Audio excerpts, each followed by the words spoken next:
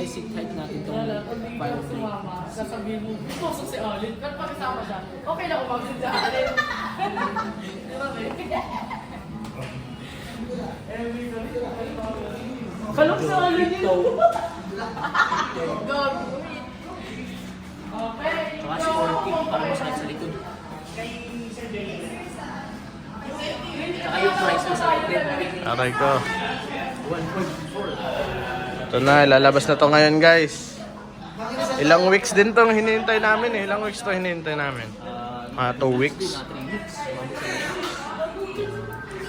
But ngayon, yung araw to, release na. Ano? Release na. Upright. Ano talaga, sport touring. Hindi ako masyadong dito. Soft lang. Soft lang sa 5.7.